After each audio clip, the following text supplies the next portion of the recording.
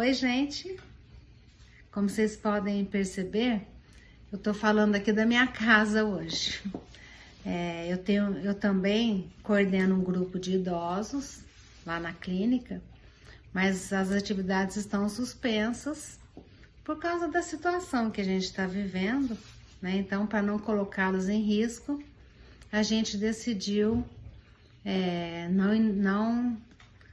não ter as atividades. Então, hoje eu tô gravando aqui de casa e talvez muitos de vocês também estejam em casa. E é justamente sobre isso, esse estar em casa, que eu quero falar hoje para vocês, principalmente para os pais, para as mães, avós, tias, tios, assim, de como que está sendo esse impacto, né, de repente a gente não estar de férias, mas estar em casa com os filhos, né, convivendo o dia todo, sem muito o que fazer, né, sem sair, sem poder espairecer um pouco. E o que acontece? Para a criança, esse momento que a gente está vivendo é muito diferente de como é para o adulto. Por que eu quero fazer essa distinção? Porque ela é crucial para a gente entender o impacto que isso pode gerar no nosso dia a dia. Então, por exemplo, a criança, ela está sem atividade escolar, sem atividade extracurricular, muitas vezes em casa, na presença dos pais, dos irmãos, às vezes na casa dos avós, ou convivendo com os primos. E isso acaba tendo mais uma conotação de diversão, é como se eles estivessem de férias. Para o adulto, o entendimento já é outro. Por quê? Porque para ele não é férias, né? Ele está, na verdade, muito preocupado. Isso está gerando para ele sentimentos de angústia, de insegurança, de ansiedade, porque ele não sabe o que vai acontecer, né? A criança, ela não pensa nisso. Para ela, é o aqui e agora. Tô aqui brincando. Nossa, que legal. Minha mãe e meu pai estão em casa, né? Para o adulto já, nossa, será que vai ter comida até quando? Será que eu compro um estoque no supermercado? Nossa, como é que vai fazer a economia, né? O impacto disso na economia, a bolsa despencando, as ações que eu tinha ou que alguém que eu conheço tem, despencou, como é que vai fazer? Né? Até quando que isso vai durar? Quem que vai sucumbir a isso, quem que não vai, né? Preocupação e tal com as pessoas que sofrem que tem algum risco, né? Que estão no grupo de risco. A gente fica com esse monte de coisa na cabeça. A criança está se divertindo e a gente está se preocupando. Essa distinção é básica. E aí, o que acontece quando a gente está interagindo no mesmo ambiente? Então, estamos lá, o dia inteiro, certo? Juntos.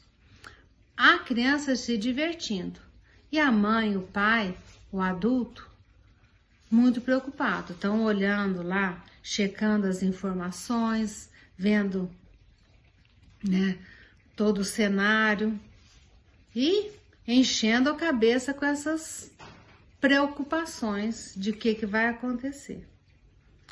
E sem a gente, às vezes, até perceber, e sem a gente, lógico, controlar, a gente vai ficando muito ansioso, o adulto. Ele vai ficando preocupado, ele vai, como é que fala? Contaminando o ambiente com esses sentimentos de preocupação, por causa desse estado mental, de ficar pensando sobre isso. E aí, a criança, como ela tem o adulto como um guia, né, como um modelo a ser seguido, ela começa a absorver esse estado, esse clima, vamos falar assim, que paira no ambiente. Como ela não tem o mesmo entendimento que o adulto sobre o que realmente está acontecendo, tipo assim, o adulto, ele tem um argumento para aquilo estar acontecendo, certo? Ele sabe exatamente por que ele está preocupado. Então, essa questão meio que se justifica. A criança, não, ela só absorve a situação do clima que está estabelecido, mas ela não sabe muito o que fazer com aquilo. Então, ela começa a sentir ansiedade, a sentir aquela incomodação, mas ela não sabe por que aquilo está acontecendo. E ela começa a extravasar todas essas sensações no ambiente e quem estiver nele. Então começa muitas vezes a brigar com o irmão, com o primo, começa a desobedecer, começa a se contrapor às regras, porque ele está agitado, mas não sabe direcionar para onde aquelas sensações.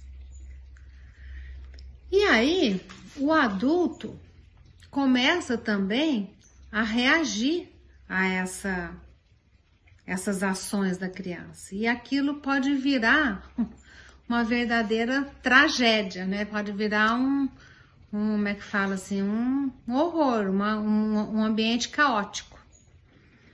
Então, a melhor atitude a se tomar é a gente se cuidar, nós enquanto adultos. Sabe aquela historinha que a gente escuta, né?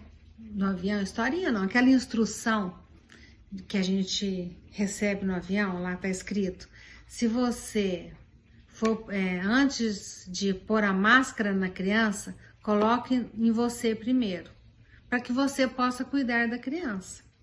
Então, uma coisa semelhante a isso, se a gente não se cuidar, se a gente não estiver bem, a gente não vai dar conta de cuidar da criança. Então, é a gente, primeiramente, tentar manter a calma e ficar tranquila, mesmo porque pensar sobre o que vai acontecer ou deixar de acontecer não está sob nosso controle. A gente não vai conseguir alterar as coisas, a gente vai ter que ter paciência. O que a gente pode fazer são aquelas atitudes de segurança, seguir as normas de segurança, mas mais que isso a gente não pode fazer. Então, a gente viver, estar bem, se cuidar, se tranquilizar é a melhor opção. Na internet tem muitas meditações, muitas coisas que você pode, incluir na sua rotina. Levanta mais cedo, se as crianças não dão sossego, levanta mais cedo, faça uma meditação, faça uma respiração diafragmática, que depois eu posso até ensinar em outro vídeo. O relaxamento também, tem um relaxamento muito interessante, muito eficaz. E tente não se deixar contaminar com essas informações que estão o tempo todo entrando na nossa mente, na nossa cabeça, né? Que a gente fica fervendo as ideias. Se cuide para você poder cuidar do outro e principalmente das crianças, certo? Então essa é a dica de hoje. Você distinguir como o adulto está vendo a situação e como que a criança vê, que é muito diferente, e você se fortalecer, se cuidar para você poder cuidar da criança, ok? Espero que essa reflexão, né, tenha ajudado você. E se você quiser uma coisa mais específica, coloque lá nos comentários para eu poder saber o que vocês gostariam que eu trouxesse.